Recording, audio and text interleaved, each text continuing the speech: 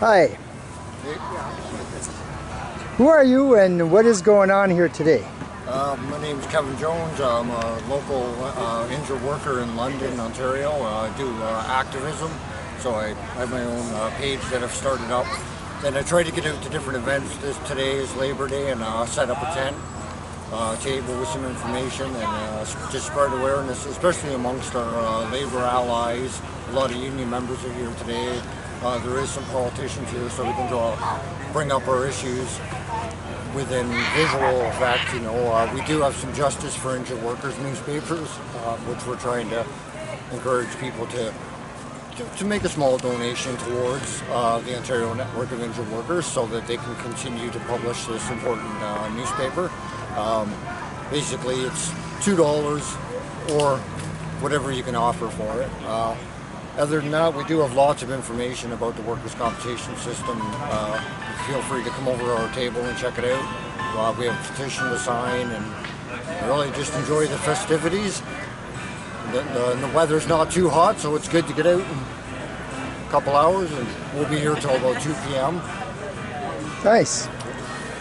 So what is this here? So one of our supporters, he made up a reef for us, and he wanted to just put a highlight of roughly, you know, how many workers die or get injured or ill in Canada, and take it out to our info pickets and our protests. And you know, usually when people see a reef, it makes them question, what's it for? What's, you know, and in this way we can kind of express to people how workplaces are unsafe and that, you know, people are dying, and that number is actually probably a little lower than the actual number once you wrap up people that have like claims denied because they don't, WSIB doesn't acknowledge their disease or their cancer type or whatever the case may be. So just a reminder to the public, stay safe at work and help in the fight to make workplaces safer. That big sign there basically wraps up what WSIB has mainly been doing for a few years. They ignore our doctors, interfere in our medical advice and medical care, and unfairly deny injured workers' claims. It's basically forcing us into poverty.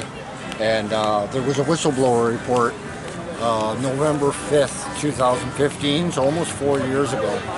And it was released by the OFL and the Ontario Network of Injured Workers groups at Queen's Park.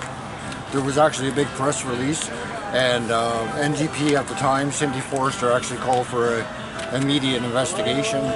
Now we got a new government, nothing's being done, but there's been 2 more whistleblower reports also been released since then. So WSIB definitely has its issues, and we need to make sure the public knows about them, our labor allies and politicians for sure. What are these papers you have on here? These newspapers? What's that, sorry? What are those newspapers for? So these, hey, how's it going? So these are the Justice for Injured Workers newspapers. That's the newest edition, hot off the presses. I thank my ally and friend from ONIWG in Barrie, the Christine Nugent, for dropping them off the other day. And so lots of information. It basically talks about the Workers' Comp as a Right campaign, which is 3 key demands. And we do have some signs if anybody's interested in taking home a sign to put up in their window, or we have some good-sized deco stickers of the Workers' Comp as a Right, more than ever.